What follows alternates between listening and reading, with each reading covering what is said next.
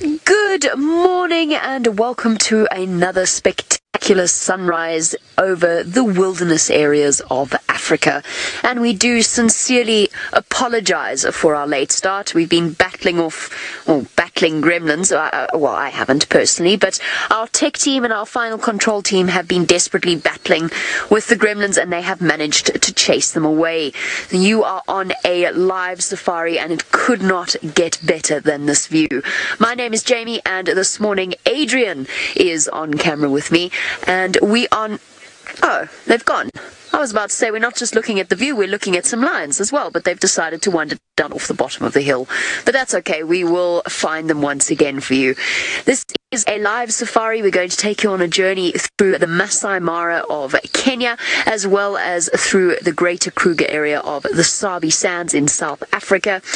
And because this is a live safari, it means you can send through your questions on hashtag Safari Live on Twitter. Now, before I move around, there was an entire pride of lions here about 5 seconds ago. They have now wandered off down the hill. Before I move, I just want to show you, well, Adrian is going to show you one more look at this utterly spectacular view.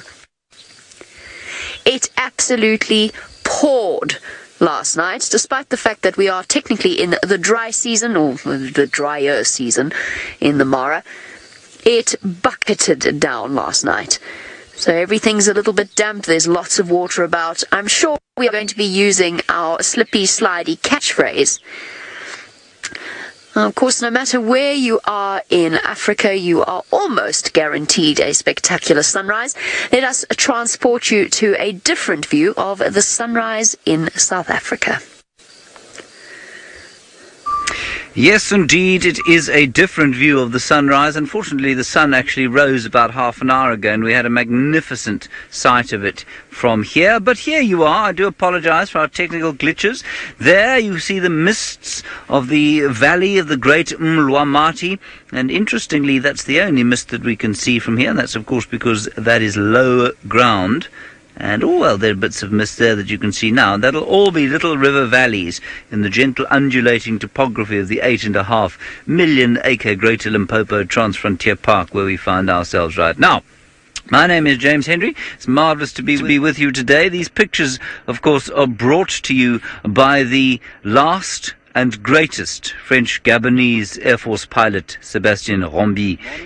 He is standing to my left-hand side, well, my right actually, your left, and believe it or not, it is his birthday today. He is just 36 years old. 22. 22, he says. Good. Okay, let's go back up into the air. And what you can see there, as we look at the mist, well, like I was saying, basically, it's a finger of cooler air stretching down towards eventually the Sand River, which eventually will go into the Sabi River, which in turn eventually I think will go into the Crocodile River and out into Mozambique eventually. Isn't that marvellous? Now, it's going to be a pretty warm day today. It started off quite cool, 17 degrees or so Celsius, 64 degrees Fahrenheit, but already that burning sun you can see is starting to heat the landscape, and it is not long before that mist will disappear. Please ask us any questions you would like to using the hashtag Safari Live on Twitter. Otherwise, of course, you may use the chat stream on YouTube, whichever works best for you. Send us your questions and send us your comments. Now, with that, we are going to head down to Noelle. I don't know exactly where she is. I don't know anything about what she has, but I've no doubt she will tell you with great eloquence.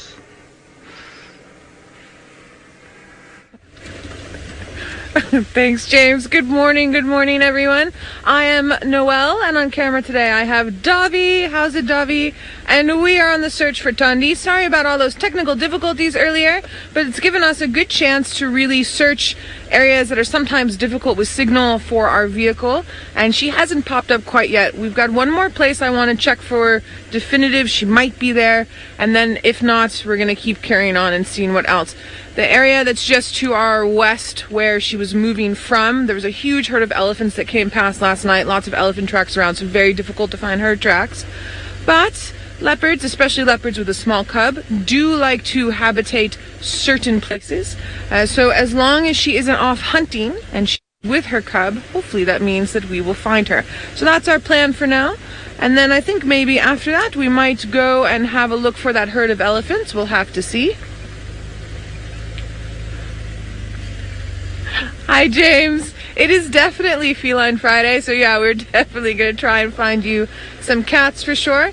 And it is a little bit chilly this morning, but I'm really enjoying this cool morning. Yesterday was very hot. It was hot and sweaty, and yeah, this is a nice temperature for now, but later today it's going to be hot, hot, hot, hot, hot. Still no tracks that I'm keen on. For now, what was that? Sorry for the back of my head. Hold on, everybody.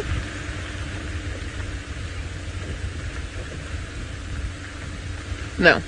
Okay, so we're going to go check into the Milwati, where her old den site was, where we were looking around sort of Christmas and New Year's that time, because we've checked all the other spots that she's been the past week or so, and no sign. That's not to say that she's not still in around there, but we can only get our car in sometimes. Ooh, now James is busy doing some drone work with Seb, and I believe he's got a bird's eye view for you to see. We do have a bird's eye view of a bird's nest, everybody. What we've got there is the baby Wahlberg's eagle. Isn't that nice? You can just see it in the sort of right-hand side there of your screen. I, of course, have now... There we go. Beautiful. So that's 70 days from egg to flying away. So that little thing will fly away soon. And its parents are not far away. And one of them is not far away.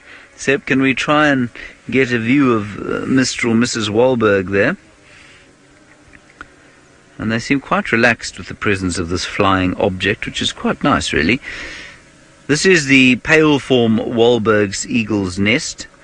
And you'll see, just over there, sitting on the edge of the tree, watching things, is Mrs. Wahlberg. We'll just get into a position. There she is. You can see her sort of mid-right. Now she's in the middle of the screen. Very nice, just giving herself a little preen. Yeah, Jamie, you know what? It's really interesting. When you get up into the air and look over this area, it always looks quite dry. You say it does look dry. Well, it does. And it looks drier than it would, say, on an average rainfall year, although the concept of an average rainfall here is slightly ridiculous, as it is so variable. So as you look at Mrs. Wahlberg's and a dove there, or could be Mr. Wahlberg, you know, when you get up into the air, it's always quite... The bush doesn't look nearly as thick as it does from on the ground. The grass, you can definitely see, is quite sparsely distributed, unlike it is, for example, in the Masai Mara. And certainly in a year like this, it doesn't look nearly as green as it might otherwise. That is also changed, of course, by the fact that the light at the moment is quite white. It's quite harsh, which means that any sort of soft greenery is going to look slightly different in this sort of light. It just looks a lot darker than it is. I'm now being spoken to by my telephone. I'm not sure why Siri thinks that she has some part to play in this operation. She doesn't. Isn't that a gorgeous shot? Just magnificent. A peaceful eagle enjoying the morning light here in the Lowveld. As they say in the classics, gorgeous.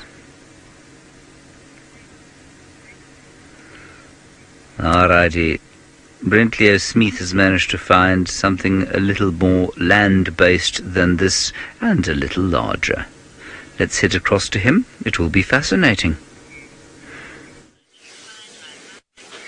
Isn't that just an absolutely stunning scene? Hello, big boy.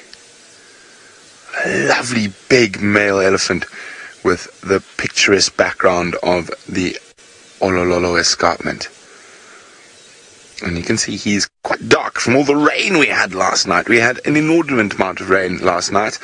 It kept raining till about 10, 11. So I'm pretty sure this big Eddie bull's been slipping and sliding through the mud. You can see some of the mud on his tusks.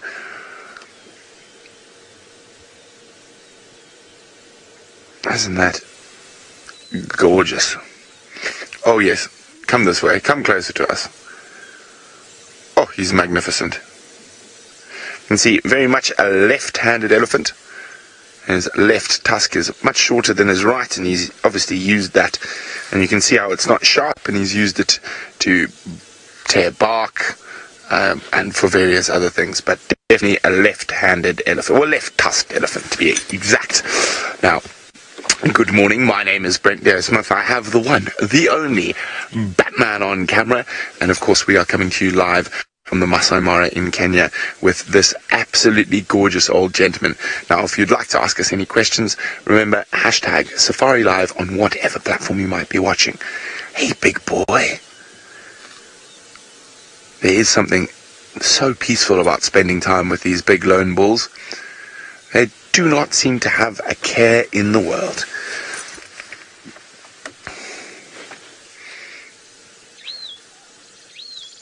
Munching on the grasses.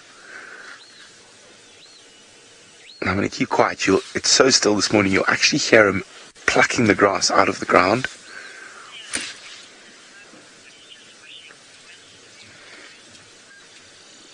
Just listen to that.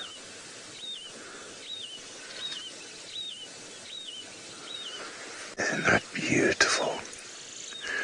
You can hear the yellow-throated long claws in the grass.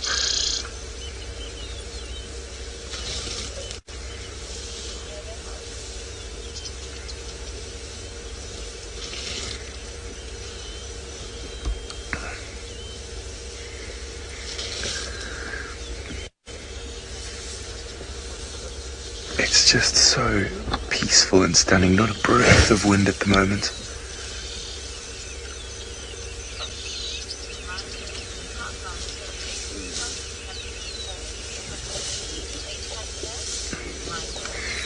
Michael is wondering how long does a bull's tusks have to be for him to be considered a tusker? Well, a bit longer than these Michael. I mean, these are really lovely tusks, but I would guess they'd probably have to be 1.5 meters plus out of the lip. Let me just reverse. He's moving behind us.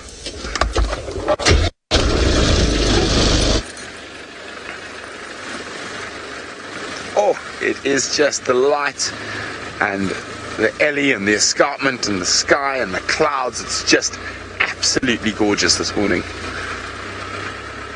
Hey, big man. Although you're more worried about feeding your belly than the views.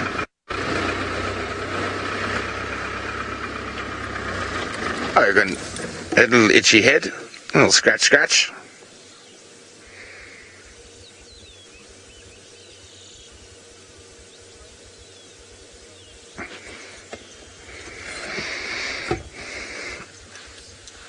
And so he's probably around 40, so in his prime. Probably weighing close on 6,000 kilograms. He's going to eat 200 plus kilograms of vegetable matter in a day. So he'll spend most of a 24-hour period feeding. And I'm sure he'll have some, as it gets warmer today, he might have a bit of a mud bath, a bit of a water spray as well.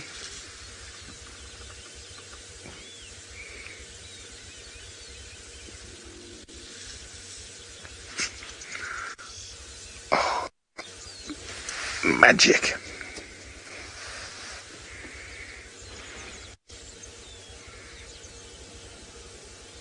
Chitty Chatty wondering if we have an elephant poaching problem in the Mara. No, I haven't heard of any elephants being poached since I've been here. Other parts of Kenya, in the north of Kenya and the east of Kenya, there are poaching problems, but in the Mara itself, not. So, some parts of the Serengeti, which is obviously that same ecosystem, yes, but the elephants here seem to be very well monitored. The Mara Elephant Project keeps an eye on that, and the poaching that we do experience in the Mara normally happens down along the Tanzanian boundary, and it's almost exclusively meat poaching at this time of the year, mostly for warthog and for hippopotamus. But almost Well, no ivory poaching that I know of since I've been here. Only meat poaching. And tree poaching, strangely enough.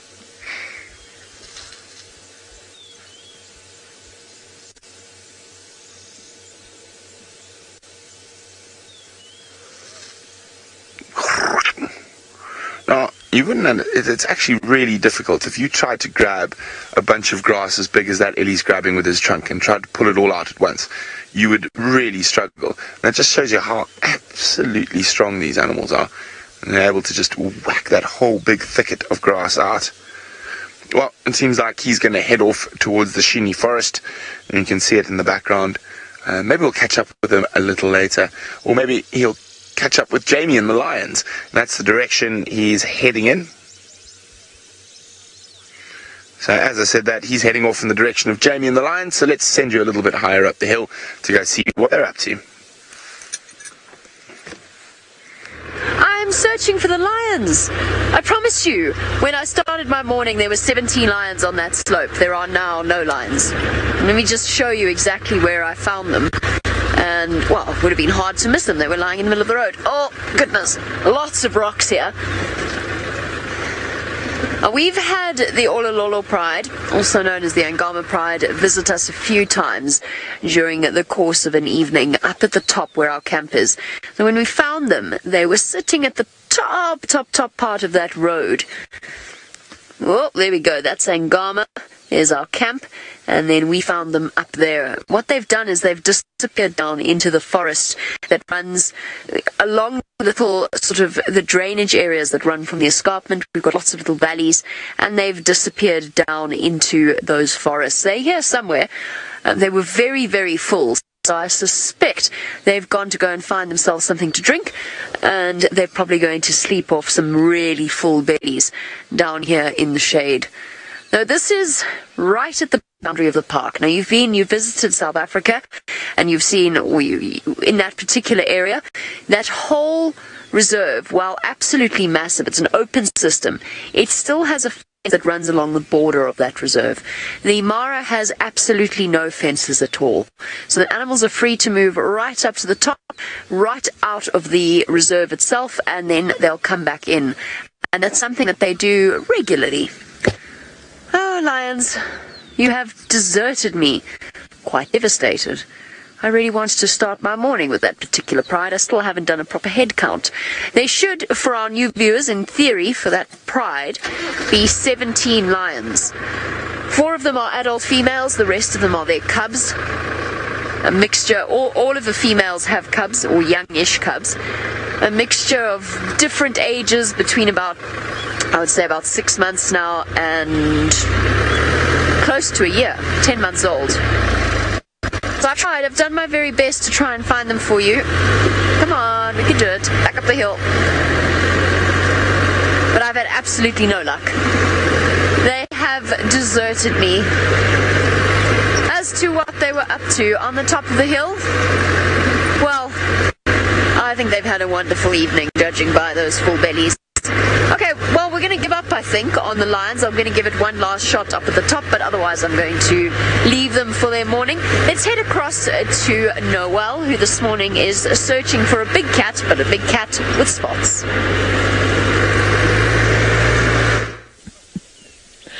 Hello, I am still searching, but Tundi is not in any of her usual places.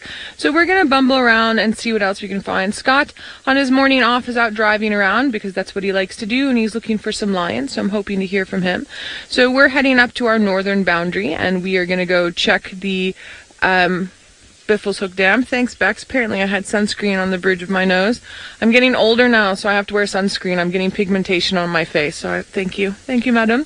All right, so on our bumble, we found a tree. It's a very stationary tree, but it's a very beautiful tree, and it's one of my favorite trees. It is a leadwood tree, and the light's just hitting this one nicely, so I thought we would stop and talk about this gorgeous leadwood tree.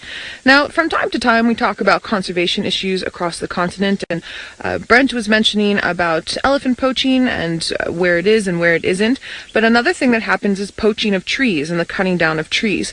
So in South Africa, a leadwood tree is a conserved tree. You're not really allowed to cut it down anymore. It takes a very long time for them to grow. They can live to be over 1,000 years. So the tree that we're looking at now is probably about 100 years old, I would guesstimate, maybe a little bit more. And in other parts of Africa where it's not conserved, it's still cut down because it makes extremely beautiful furniture. And when you go through and you're mass producing furniture from these trees and you're cutting down too much, obviously because they take so long to grow, you're affecting the ecosystem. So it's not just about big animals like elephant or rhino or lion. It's also about things like the trees that are out here.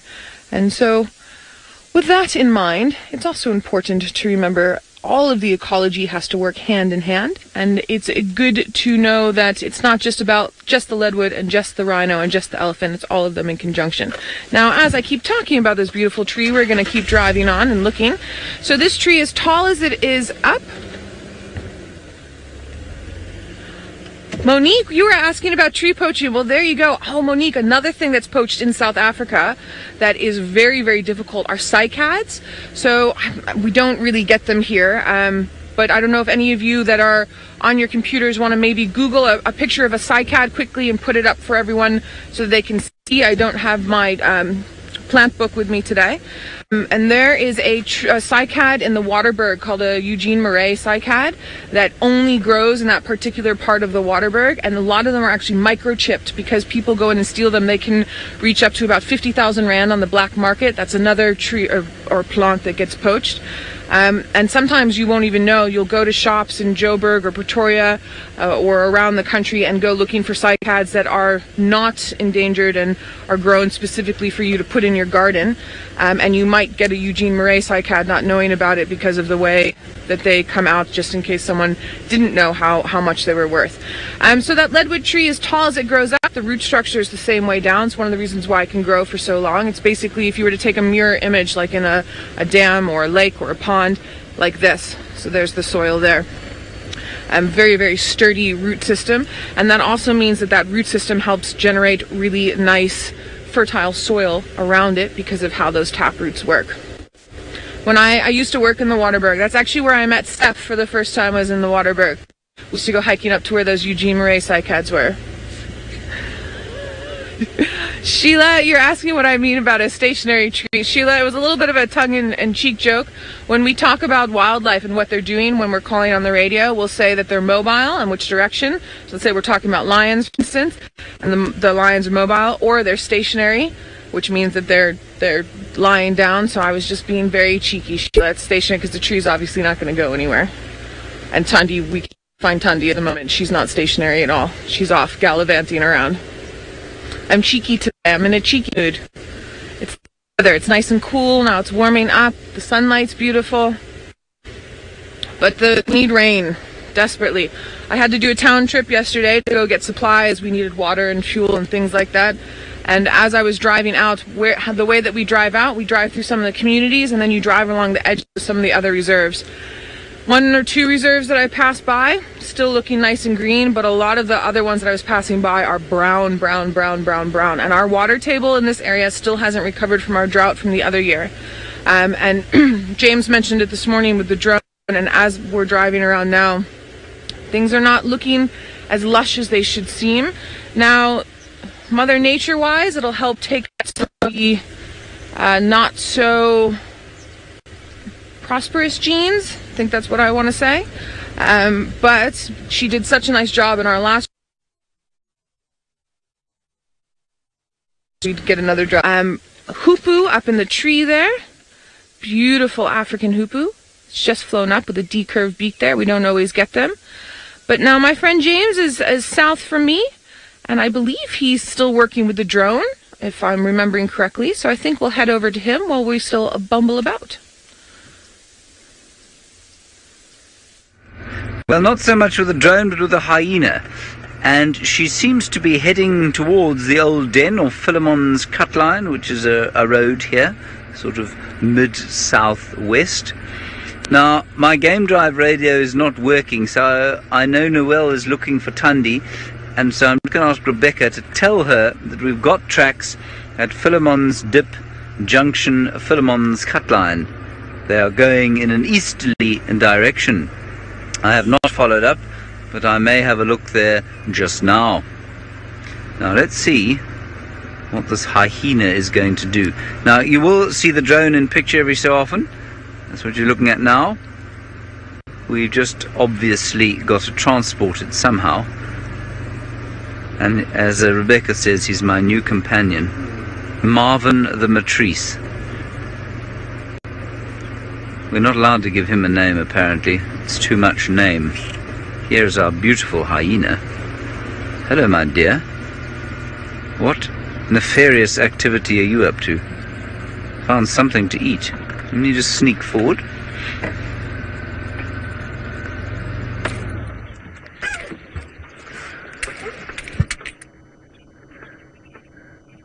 Butter wouldn't melt. Look how short, I mean, I say this is a female, it could be one of the males.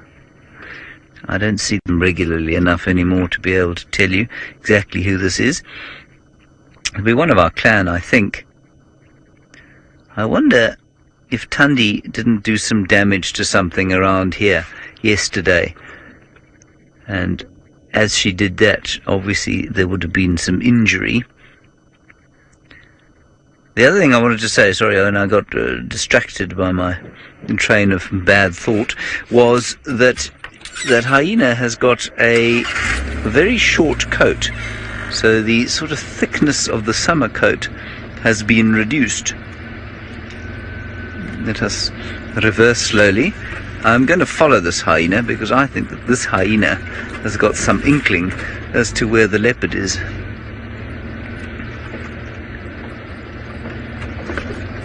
Hold on, Sebastian. I'm doing my best, I promise. It'll be quite interesting to see. Because if Tundi has whacked something around here, yeah, she's right where the tracks of Tundi were. I will do my best to keep this drone out of the picture, but it is going to be a little difficult. So we have tracks of Tundi over here. The hyena is now heading into this block to exactly where I thought Tundi might be. Let's go back a bit, Seb. I think there's a... You've got her there. We need to go in there, but there's an easier access. So let's just keep going backwards like this. You just keep on her. See if you can spot her in there. Yeah. Okay, I'm going to whip round. Whip. Whip, whip, whip, whip, whip, whip, whip.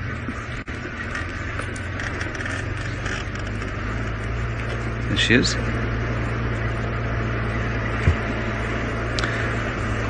First Lady, you say, why do hyenas scavenge food when they do not hunt regularly? Is that the question? They will hunt fairly regularly, less so here than they do in a place like the Mara. And I mean, they're designed to do both, but they are very, very adept at scavenging. Powerful, powerful jaws.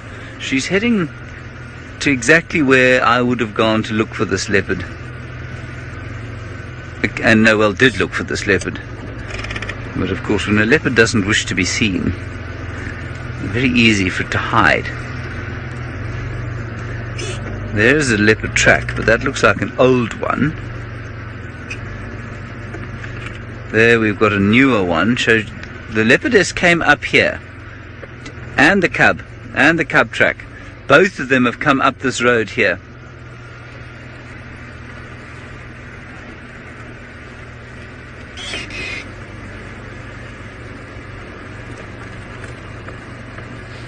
There she is.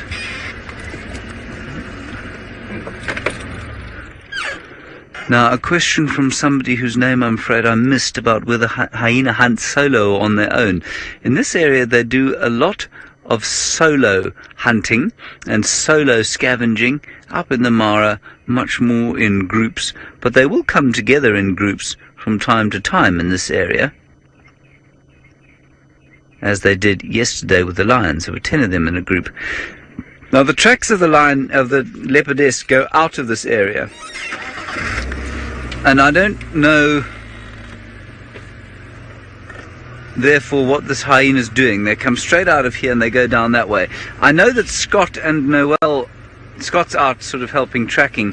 Noel is on her way to something, but I cannot hear on the Game Drive radio what it is, so I'm not sure if they've managed to find the leopard or not. But time will tell. Let's just follow this hyena in here,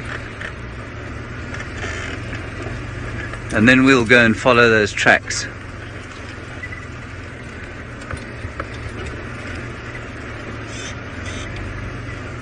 And you see where she went, Seb? In that direction. She went straight up here. Yeah.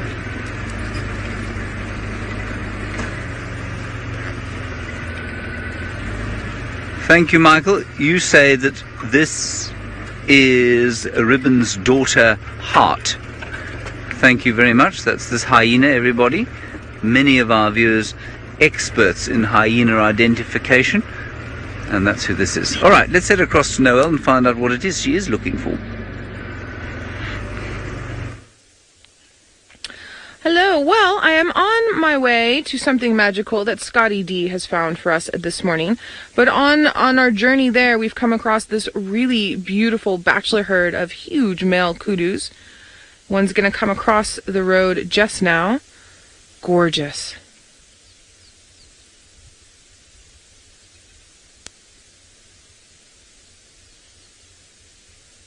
He's the last one that I've seen from this side. Everyone else has started to pass along into the bushes on our left. Now this time of year you will find them in a bachelor herd like this, as opposed to sniffing around females. Zach, good question. You're wondering if animals are more calm around stationary vehicles.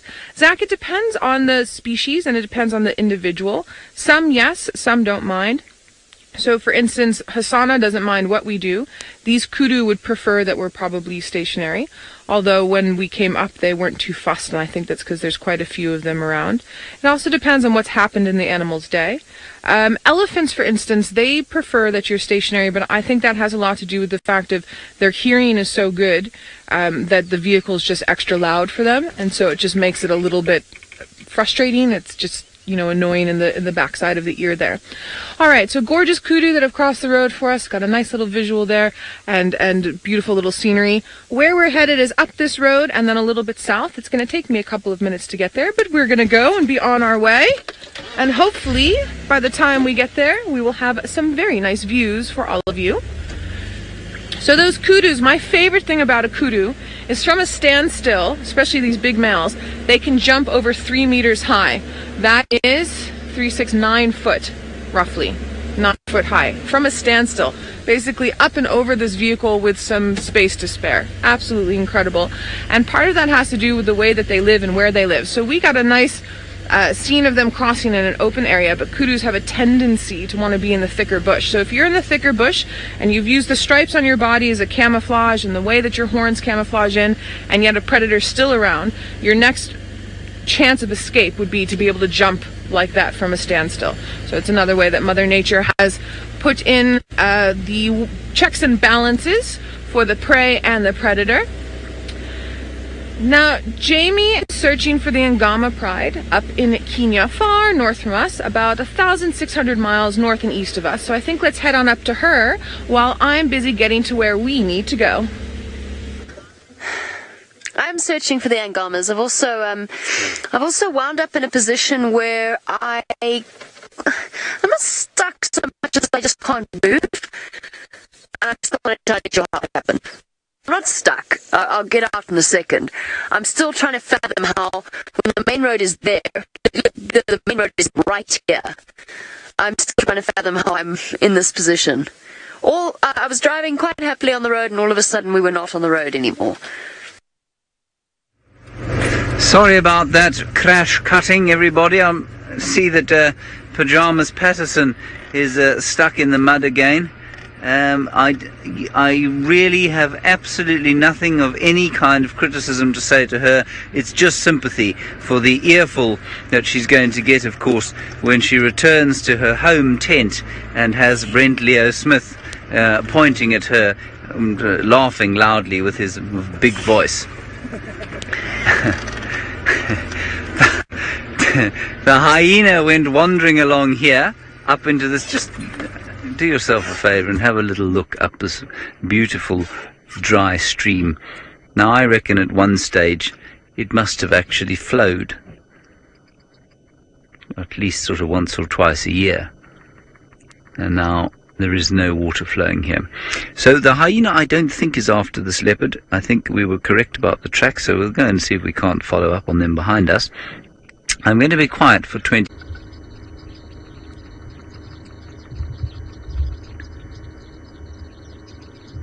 And what you can hear is some bearded woodpeckers, ta ta ta ta ta ta ta ta ta, and that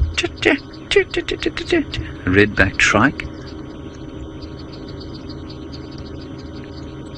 Otherwise, it's fairly quiet. I guess it's not really dawn anymore, is it? Okay, let's get out of this little section.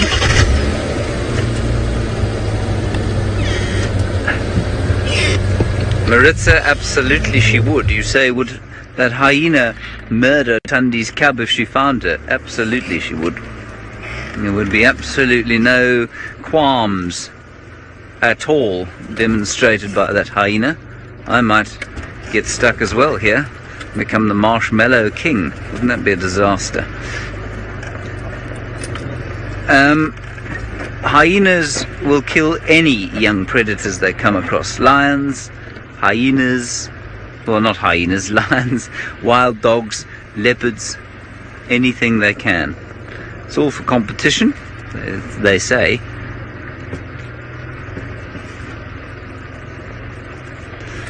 Now, Philip, you're wondering about Ribbon's clan of hyenas and whether or not they still hold a territory here. Yes, they do. Just listening to, I think that hyena is making fright, or giving a fright to some francolins. The same clan of hyenas holds territory here as has always. They just don't have a den here at the moment, and either that's because there are no youngsters, which I find difficult to believe, or they've just found a slightly more salubrious establishment to live in. And more salubrious than this I can't imagine, but that's the case. But it is definitely, it's not like they don't exist anymore as a clan, they most certainly do. And I mean, I don't know who, the 10 that we had yesterday, I don't know who they were, but I'm pretty sure they were from this clan.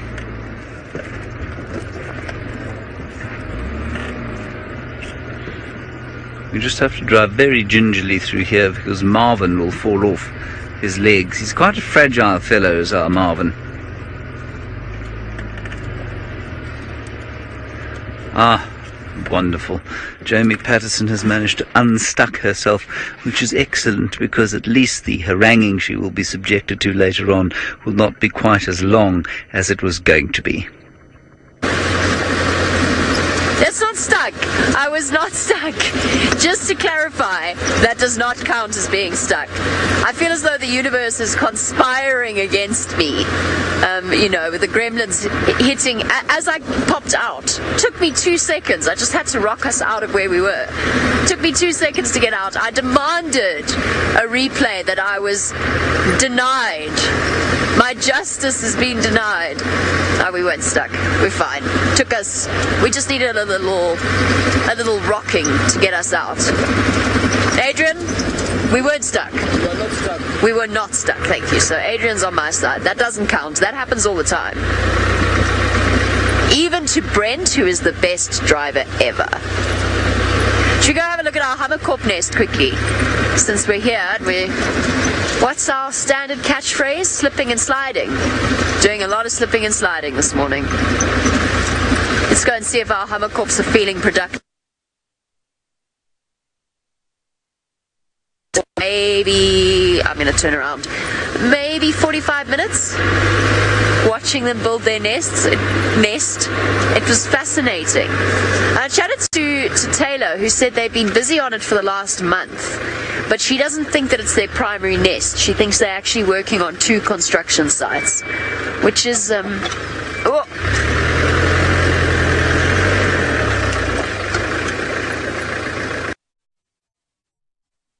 for other bird species to nest on top of.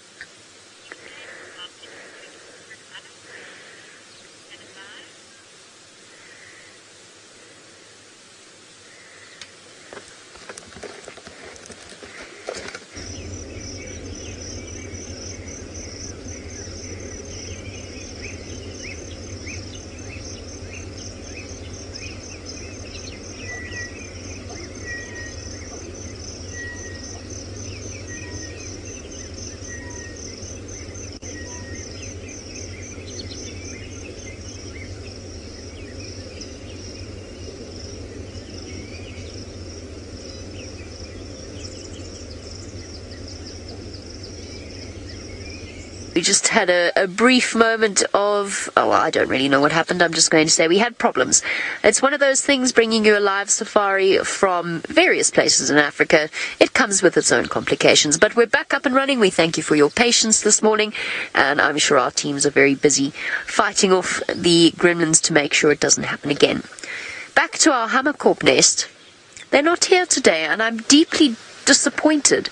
I was so excited to watch them build their nest again. It is one of the most, for those of you who missed the sunrise safari yesterday, it's one of the most fascinating processes to see the way that they construct their nest. It is a feat of engineering, and as I said, it turns out to be absolutely enormous. As to why hammerkorps have evolved to build such an enormous nest, well, your guess is as good as mine. I suppose it's a different type of nest security. You get certain birds like buffalo weavers that create nests that are impossible to get into. So Anna-Marie, you were wondering about why they make it so large.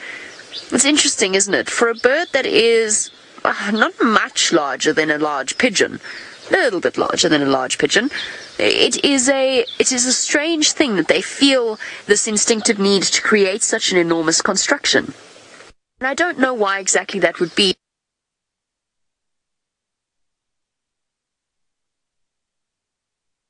Of keeping their eggs safe, because predators actually don't even know which entrance hole to use or how to get in to the inner chamber.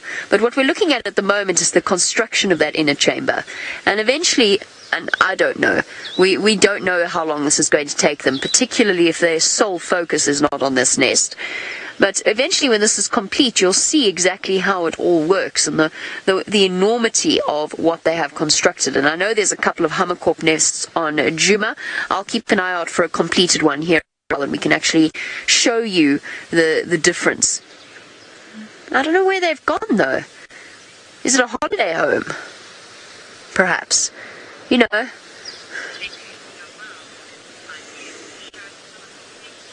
Perhaps, I don't know, that's their home on the waterfront. I don't know. I have no idea how it all works. Now, I'm sure if you ask very nicely, if you ask Noelle to kindly show you a hammerkorp nest, perhaps she'll have the opportunity to. But let's go and find out what her intentions are.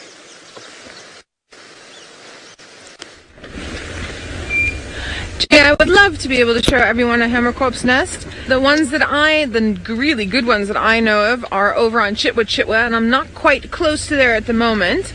But let's see how the morning pans out. We might make it over there. And if not this morning, maybe this afternoon. So I'm still on our way to our destination. Some fresh elephant dung there. We might find some elephants along the way. And I should be to our destination shortly. And I'm not quite sure if anyone's given up the ghost about what our destination is, but I'm just going to keep calling it our destination until further notice.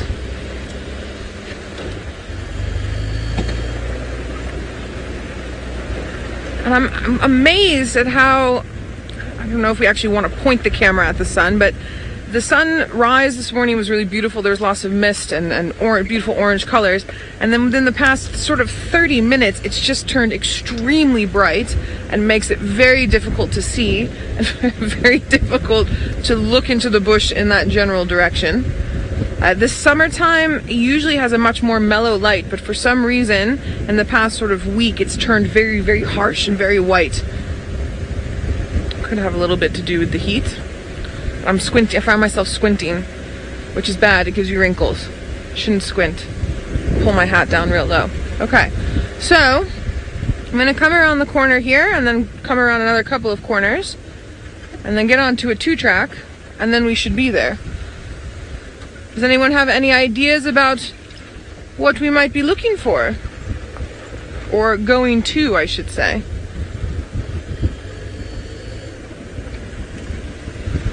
Are you all still sleeping today? I love hearing your questions and I love hearing your comments. You must send them through. We love interacting with you. You're my guests. Can't do Game Drive without my guests. We're coming into the area where before Christmas we had Tingana with his injured paw, and he was milling around inside the Mulwati there. Don't know where he's gone off to over the past couple of days.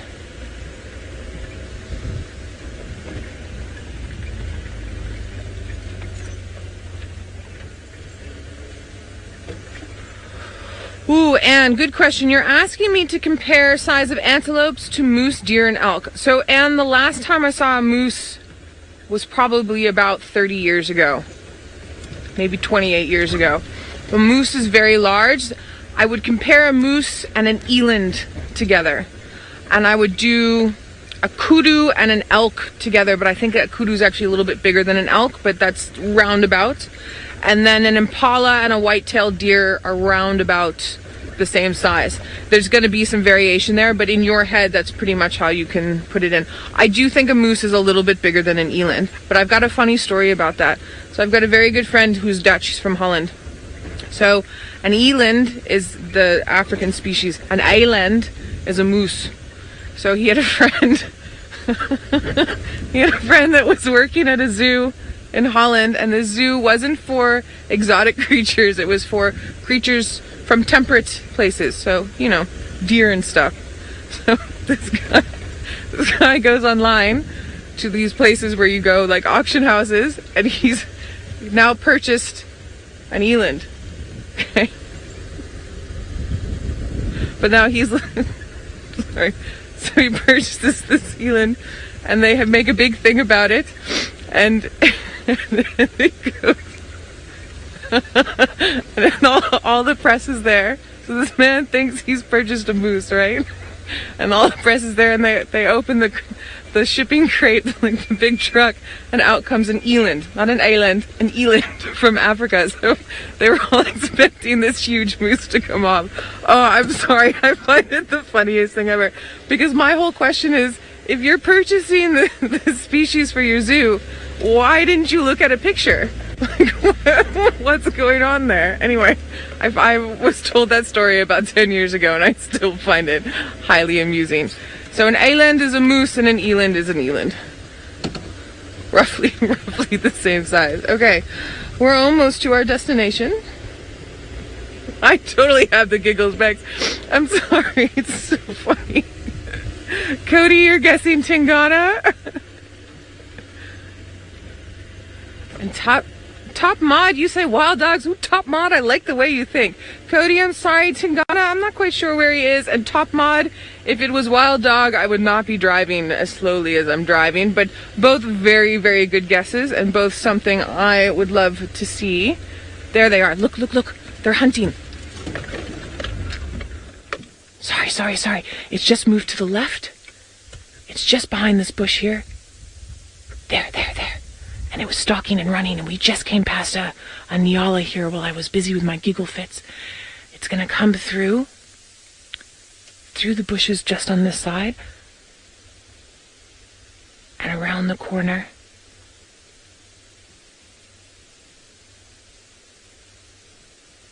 There. You can just see her through the bushes at 10 o'clock. She's gonna come through this gap here at about 9:30, 10 o'clock, just here. And there's a huge niala bull that's just behind us. Okay guys, we're gonna do an unscheduled broadcast shortly. I'll let you know when we start it.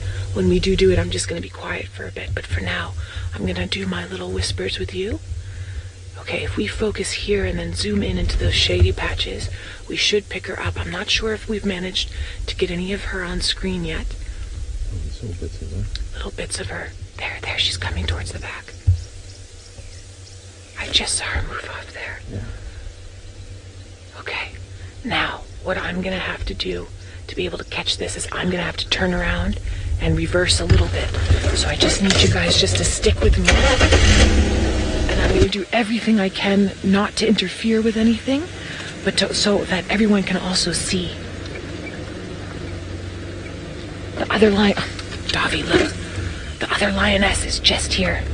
She's just popped up. I'm just gonna let you guys see her quickly before I move the car. She's watching her sister moving around, and lions like to do sort of flanking positions. So she hasn't moved quite yet because I don't think she's seen what her sister's seen. So I'm just gonna move us around so we can see the stalking female as much as possible. So just give me a minute or two. Sorry for the back of my head. We've got another lioness that's just behind us that's come up now. Everything's coming out of the bushes. There, she's moving there. So I'm gonna come down just here to the corner and then turn so that we can see as many of them as possible. And I'm gonna do the best I can to get these views for everybody.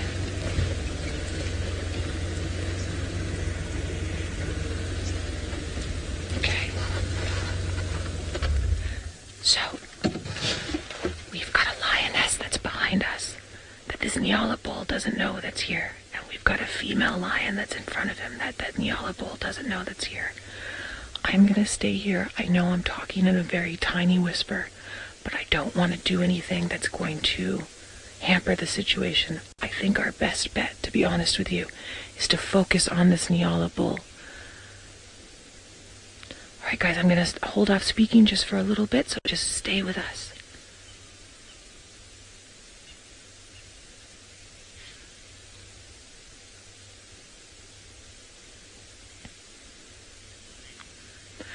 Hello everyone, welcome to this really exciting unscheduled broadcast live to you from the bush in South Africa in the Sabi Sands.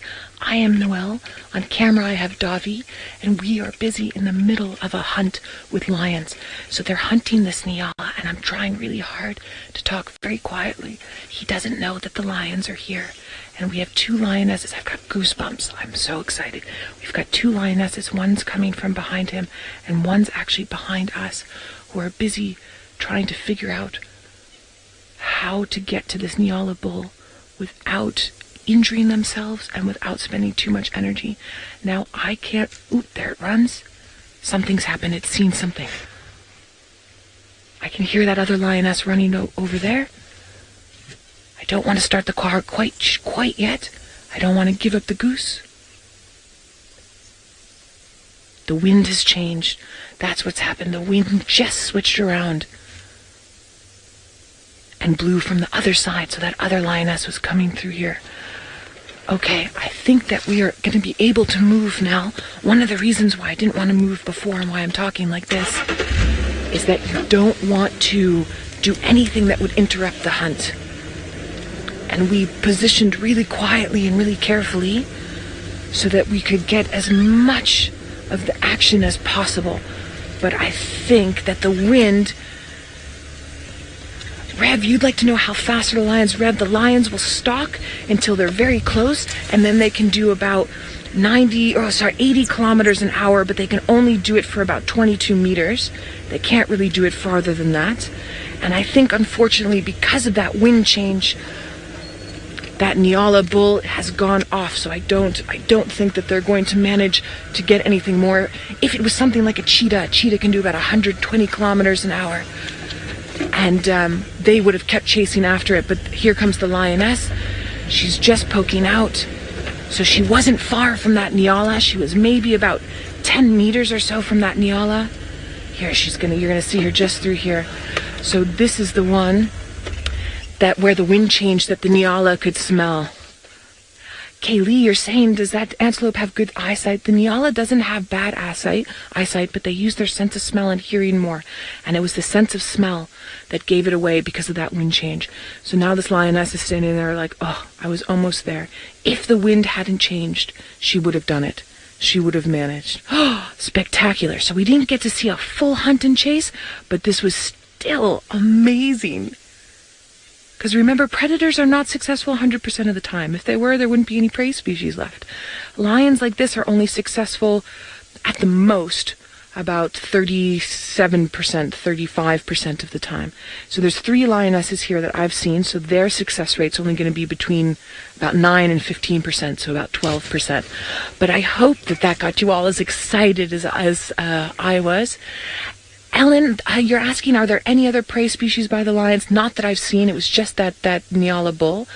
But it wouldn't surprise me if they don't try a little bit more a little bit later. It's getting quite warm now, so this was just opportunistic. That niala decided to come in and didn't know that he was walking into the lion's mouth, as it were. Excuse the pun. Let's just come forward.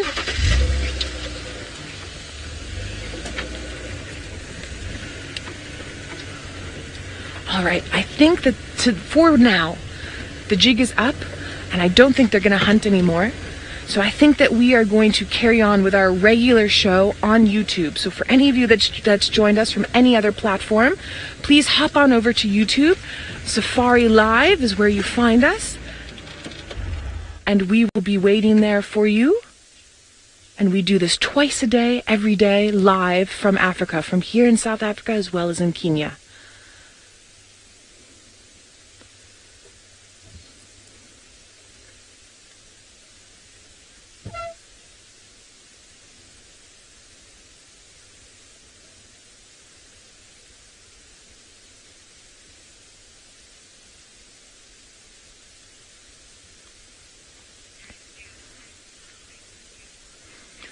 Hi everyone, how exciting was that? So exciting. I just want to move the car just a little bit just to get a better view. Super exciting. So I've seen 3 members of what I believe are the Nkuhumas. And 2 of them definitely are not ones that we were seeing with the zebra. Here we go. So we've got one here. One's just behind. Hello, my girl. And one there. I think this is probably going to be our best bet for now. Yes, you are beautiful, my lady. Hello, good morning. So the other day when we were busy, when Steve was busy with the 2 Nkuhumas and the young one that were on the zebra kill, myself and Davi were on foot with Herbie, and we were trying to find the rest of these beautiful ladies. We've managed now. Thank goodness. We've got another one that's joining us just here from the other side.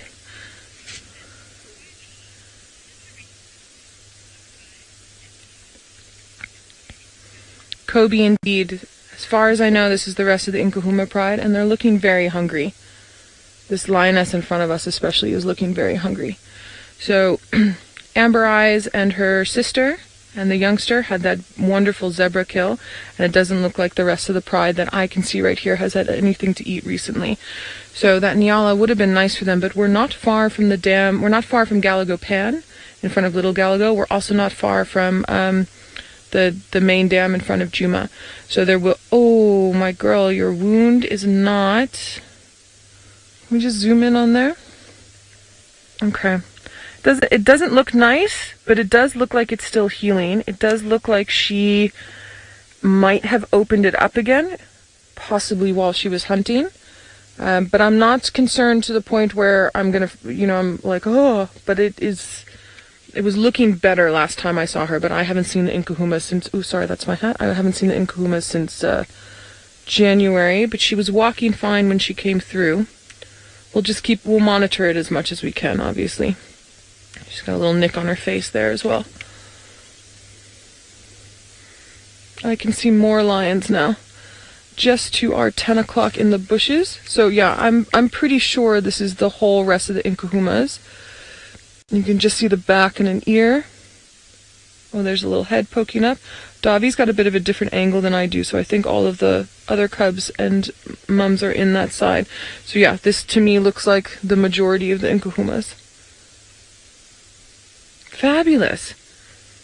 Very, very, very, very, very cool. I love a good hunt.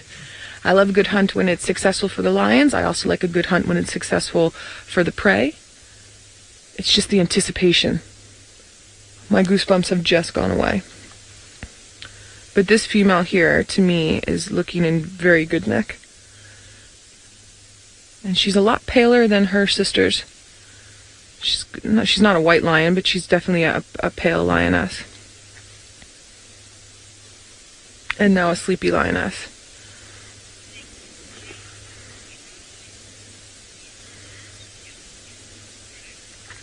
Ooh, we have an interesting view of James on the go, so I think while we're busy assessing how many Nkuhumas are here, let's head on over to him. Well, I hope it's an interesting view. Sebastian Rombi is creating a view over Treehouse Dam, and we're on the search for Thandi. We did have her tracks again. And so she was obviously walked around. We think she stashed a cub somewhere nearby, but that she herself perhaps has gone off hunting. So that's the story. Nothing here at the waterhole but for a few Egyptian geese, which did not like Marvin very much. They've taken off and disappeared. And so now we're going to head down this little drainage system, or dry riverbed system, the one that feeds Treehouse Waterhole. And we'll see if we can't pick up some on the road, or with any luck, a leopard from the air. It's rather marvellous having this thing flying next to us. It feels like you've got extra eyes keeping watch over things, which of course is exactly what's going on. And old Ronald today has yet to be deployed. Now I don't know if any of you have noticed, but he has a brand new covering on him. And that is courtesy of Scott Dyson, who spent much of the heat of the day yesterday designing and building Ronald's new cover. What have we got now at the top? Now, let's go back up to the drone. That I fully appreciated exactly why it does from up there. And what you can also see... Oh, I'm sorry about that. Apparently my sound is breaking up with the drone. What you could see there were a whole lot of game paths, and they were coming down towards this waterhole. And with any luck, sometime soon we'll have some elephants walking along there. Sebastian has yet to make his elephant debut, I don't think, with Marvin the Matrice. So that is the state of play over here. Let us now go up to the Masai Mara, where Brent Leo Smith has had some success on his search for cats.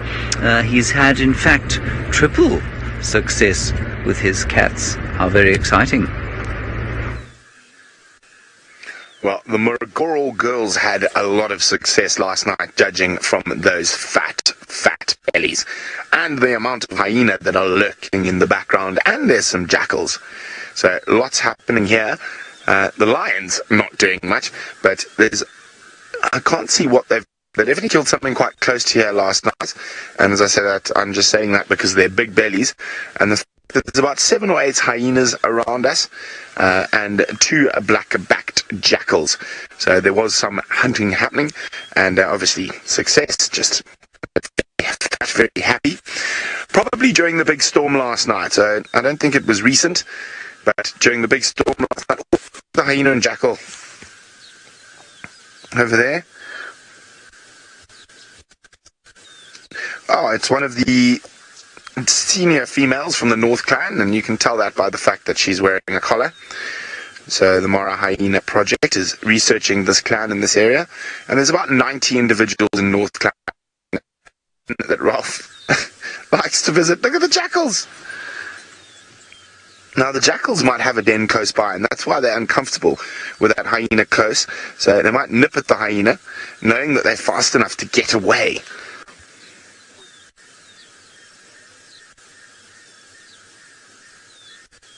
Okay, that's the hyena. Come on, bite it on the bottom. Of course, the jackals don't pose any threat to the hyena, and if they do want them to move away, they'll just sort of harass the hyena till it does move off.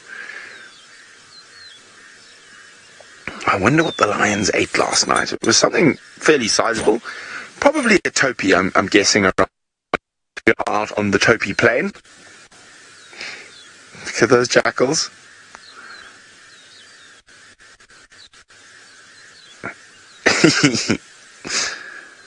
That hyena is not trusting of jackals.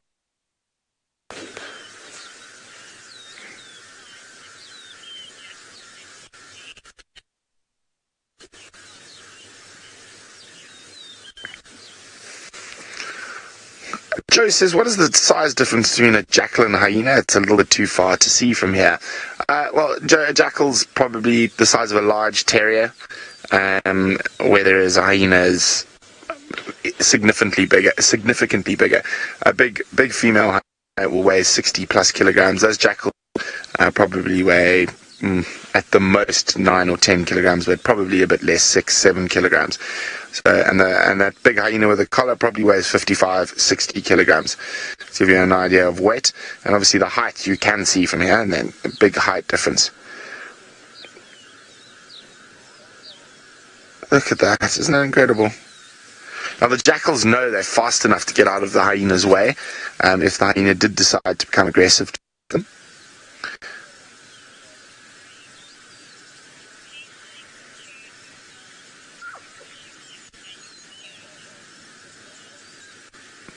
Unfortunately, we're having a few gremlins. We're going to try fix them. So in the meantime, let's head back to South Africa and Noel.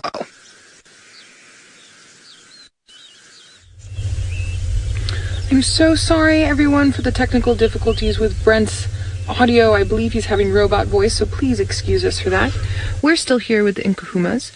And from my vantage point, I've got another vehicle that's joined us in the sunny, but from my vantage point, I'm guessing the majority of the group is here. I haven't seen the teeny tiny cub yet, so I don't know if that one and the two, and the mum and Amber Eyes are around. But I would assume, my assumption is that they are. I haven't been able to search farther into the bushes thus far, but from my little view here, yeah, most of them should be here. Now, we just had this female grooming. This was the female that initiated the niala hunt. Oh, the one lioness that's just in front of us here has this wound on its flank. You can see just here. All right. I actually don't know, because this wound was there before I started. And the first time I saw the Nkuhumas, I had all of you lovely viewers asking me if I could see her and if we could check on the wound. So I don't know if there's someone out there who would like to answer that question for Lynn, as I am positive it's probably from hunting, but I'm not sure because we don't see the Nkuhumas as much as we would like to. And again, this wound is probably about 4 months old now. Something like that, and it's on such an awkward spot for her that it's very difficult to heal. It is looking better. You can see, I don't think the flesh is going to come back completely, but the margins look fine. I think it just looks a little bit irritated now because I think she's been moving about and trying to help hunt recently this morning, and possibly over the past couple of days, as they haven't really eaten anything recently that I can tell. But they're in a good spot. This is a good little area for a lot of antelopes to walk through to get to the dam. So like that niala bull came through, it's entirely possible that more niala come through, or maybe zebra come through, or maybe wildebeest come through.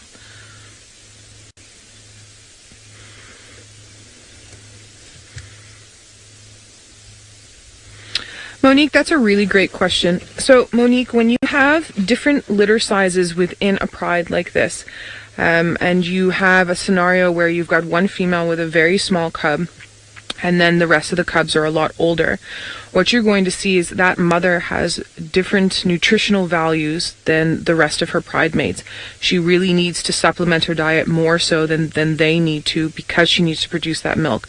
So in many prides that I've worked with, I've watched females with the young cub after they've introduced the young cub to the pride, moving off and hunting on their own. And I've also seen, like what we had the past couple of days, where one pride member will go with her, usually a sister. Sometimes the mom will go with, depending on the pride structure, and they go off and move off and hunt, because she can't last as long without eating as the rest of the pride, because of that milk production she needs. So it's not unusual for prides to break up and scatter like this. I've seen them break apart for a couple of days, and I've seen them break apart and scatter for months and then come back together. It just, sometimes the individual need overrides the need for the pride to be one complete whole. Great question. Oh, you're such a beautiful young lady. Well, middle-aged lady, I should say. I'm in love with this lioness. You don't usually see this lighter color. And she's just extremely well built. She's a very good example of an African lion.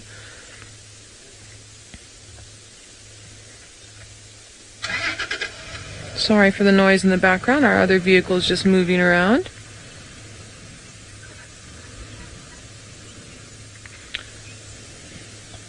Okay, I believe Brent's technical issues have sorted themselves out, and he has some amazing smaller predator interaction up in the Mara. So I'm not sure if they're in the Masai Mara or the Mara Triangle, but let's head on up to him, and hopefully you can get a good view of that. Well, the hyenas are still getting hassled by the jackal. Look how close it is! It just didn't quite nip it on the bottom, but it definitely... Look at those hyenas. The hyena's ears are flat. The jackal are really taking advantage here. Now, that's not the big hyena we saw earlier. It looks like to be a slightly younger one. And at the moment, being far more interesting than our sleepy cats. Bite it! Bite it on the bottom!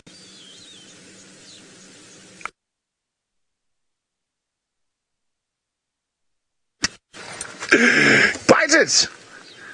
The hyena is not impressed.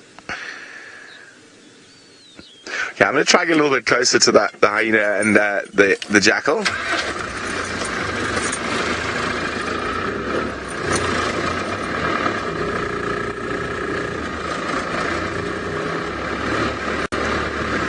But it is amazing. There's those little jackals biting the hyena on the bottom. So let's go. The lions are being quite sleepy and boring, so let's go watch the hyena and jackal.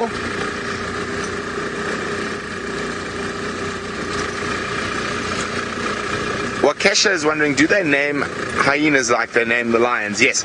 Only the clans that are researched, each individual is named. And as I say, in this clan, there's 90 odd hyenas. So I'm not sure of all their names.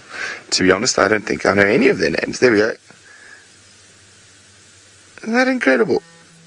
Incredible.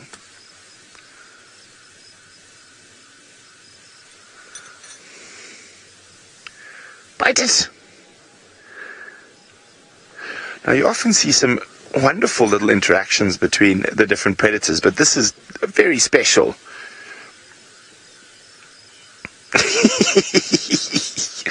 Dale's wondering, what are the hyenas trying to achieve by the jackals trying to achieve by harassing the hyena? It's likely that the jackals have a den close by and they just don't want the hyenas hanging about.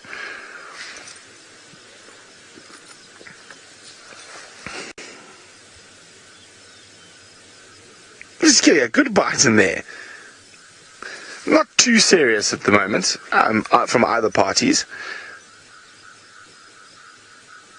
And see how the jackal's working in tandem, one in the front, one in the back.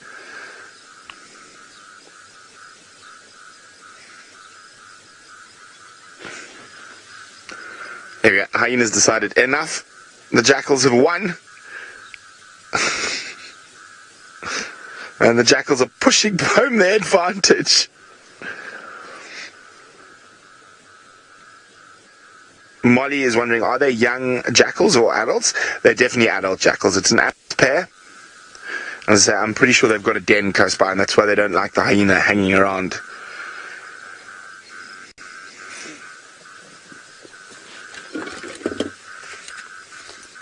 That is wonderful. That's not something you get to see every day.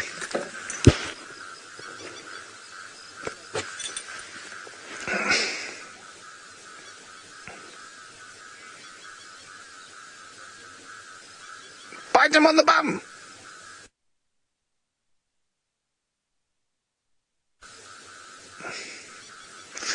Let's see if the jackals have decided that the hyena is far enough away. I probably don't think so, not just yet.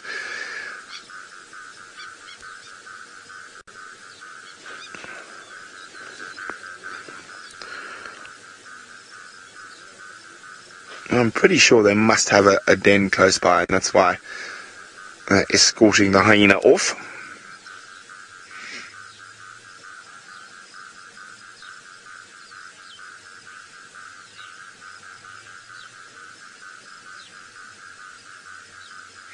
Well, jackals 1, hyena 0. It seems like Jamie's got a crossing ahead of you. I wonder if it's a mud crossing or an animal crossing. It is a water crossing of epic proportions. The Magoro drainage line is flooded. Will we survive? Will we cope? Will we manage to make it across? Yes, we will, because it's rock. Solid. It's a concrete crossing. What I want to work out, though, the reason I've actually stopped here. So Magoro, it's the name of this particular lugger or river system. Most of the time, it is completely dry, and obviously at the moment, with all of the rain in the dry season, there's a lot of water. So what is splashing about in the middle of the drainage line? I think catfish. That's my guess, but it could also be mating frogs. So I've been trying to work it out. I asked Adrian to go wading and have a look, which he was very, very excited to do. And then I had to dissuade him and suggest that possibly it wouldn't be a very good idea. But you see, if we look at there's anyone behind me? Let me go back a little bit so that Adrian can actually film the splashes that I'm looking at. I'm guessing fish. But let's see if we can work it out. And if it is fish, catfish would be the most likely answer, because they are the one species of fish. There are other species of fish that have different approaches to this, but there are one species of fish that are capable of coping when their water holes all dry out, and they actually dig themselves down into the mud, and they form a sort of mucus capsule, and they're able to essentially estivate rather than hibernate, estivate in the dry, and survive in that way. Their metabolism basically shuts down. See all of that? I wonder what that is. It must be fish. Must be. I wonder, I'd be curious to know if they all washed down, if they got a serious surprise as the river started, or as this particular river system started to flood. Did they all go flowing downstream? Are they aiming for the Mara River? Because, of course, this particular drainage will empty into the Mara River.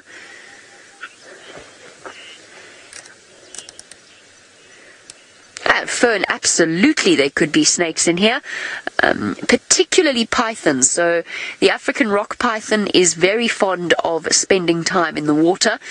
It is quite a temperate area for a snake. Remember, snakes, of course, are partially or mostly reliant on external temperatures in order to control their own internal body temperature.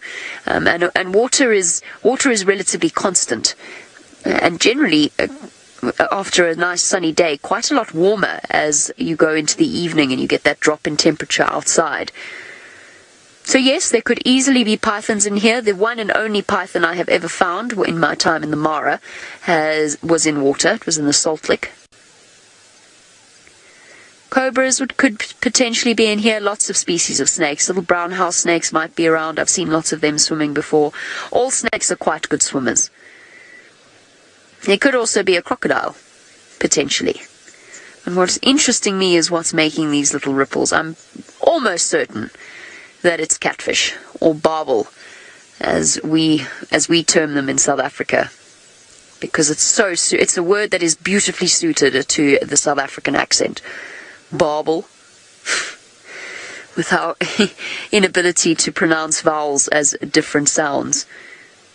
Going to go catch a barbel.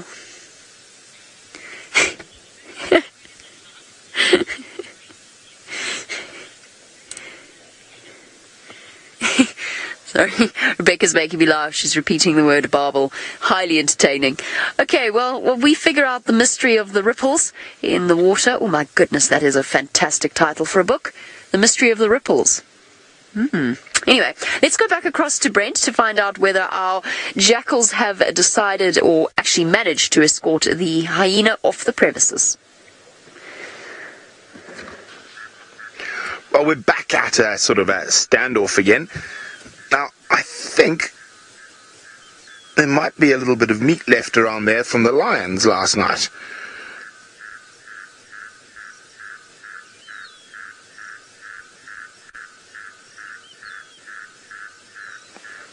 I'm trying to see what that jackal's looking at. No, I think the jackal's just looking in the grass there. Carol's wondering, why doesn't the hyena fight back? Well, it could chase off the jackals, but it would be very unlikely that it would ever actually catch them. The jackals are very, very fast.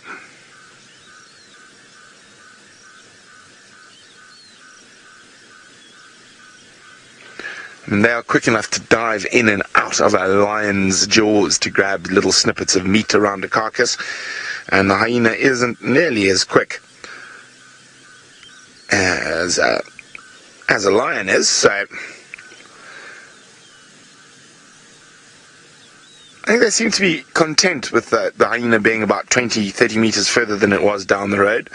Not as interested. We'll see what happens with this other hyena who's moving in.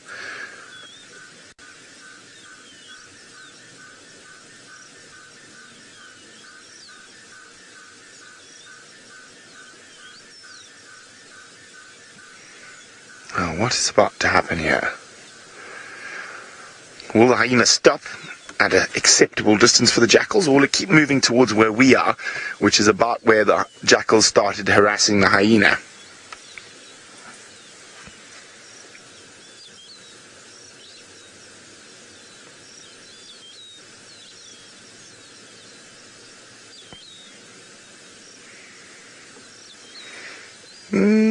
What is going to happen next?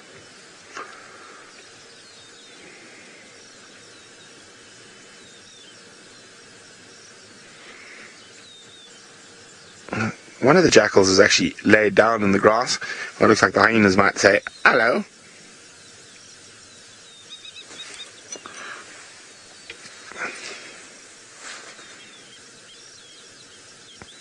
Carol, it is my pleasure for answering your question. Well, now let's see, as the hyena moves closer to us, are the jackals going to react, or do they just decide that that particular jackal, that particular hyena, was worth harassing because it looked quite young?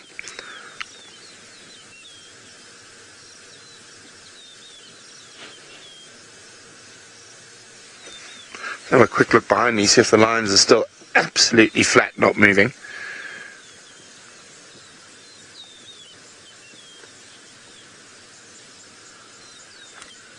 Hello, hyena. Coming to say hello, or are you going to look at the lions? No free meals about here, I'm afraid. I think the lions gulped it all down.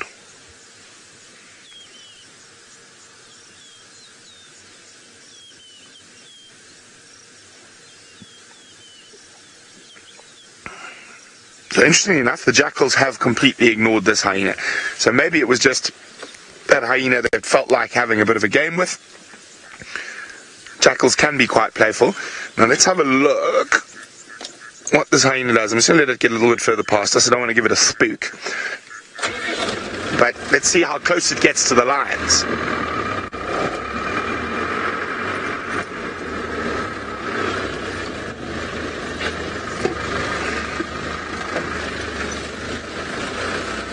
Well, one has to be quite careful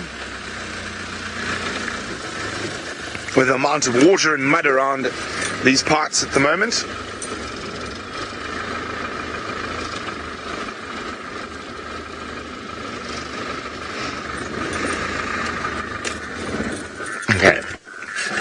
hyenas definitely spotted the lions that are lying over there.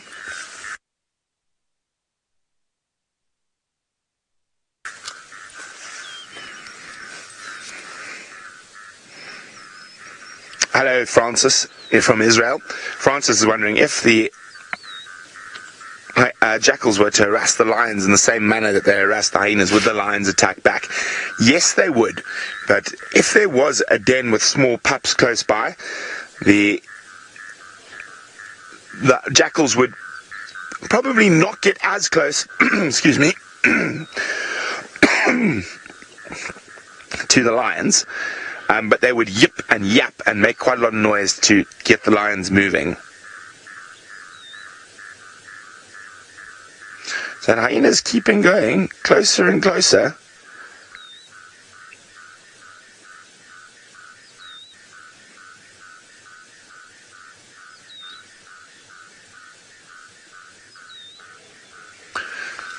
Don't know if it's going to go too much closer, especially if there's no reward at the end, there's no food around.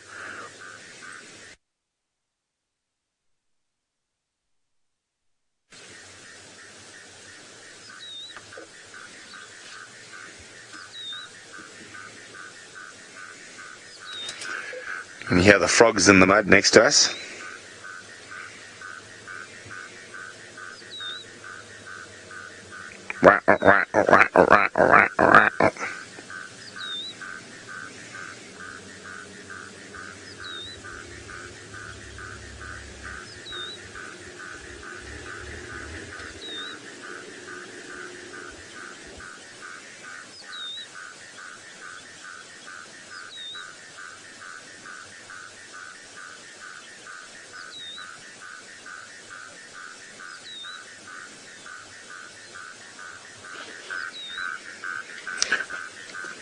Well, those cats are definitely very lazy at this very moment in time, and the hyena doesn't look like it's going to maneuver any closer, so let's go look at some other lazy lions all the way back in South Africa.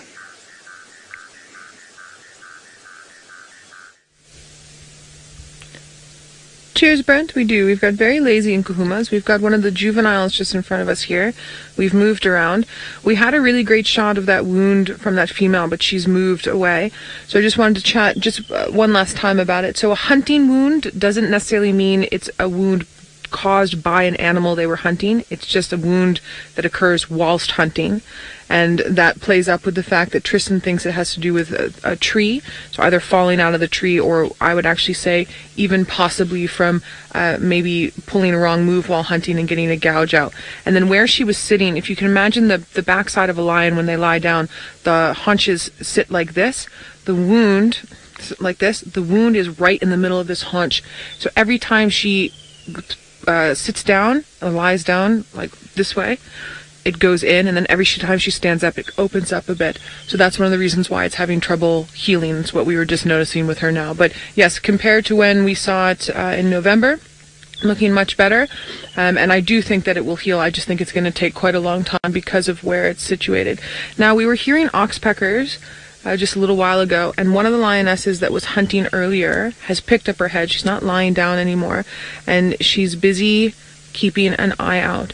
So it's not because of the oxpeckers, they're not calling anymore, but whatever the oxpeckers are following, which could be niala, could be zebra, could be wildebeest, could be impala, something's keeping her attention. So I'm still hopeful that something walks through the riverbed here and we get another fantastic hunt scene. I also am hopeful because these Nkuhumas, this part of the pride at least, is looking hungry and they need a meal, and I'd rather have them eat than not eat, to be fair. But the temperature's also rising, so it might not happen. Although that being said, I've seen hungry lions hunting in very, very, very warm temperature just because they're that kind of hungry. So we'll see. If nothing happens this morning, most likely this afternoon, we'll get a bit more action.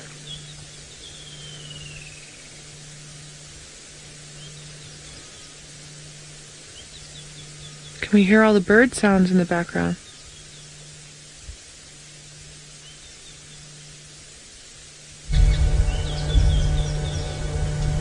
Okay, we've got a tawny-flanked prinia calling.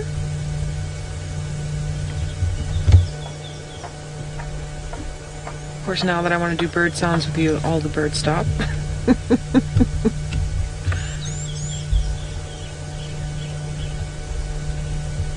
We had a woodland kingfisher earlier.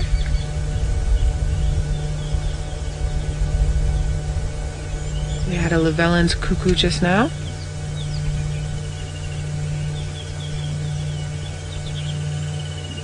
There's that woodlands again. Beautiful.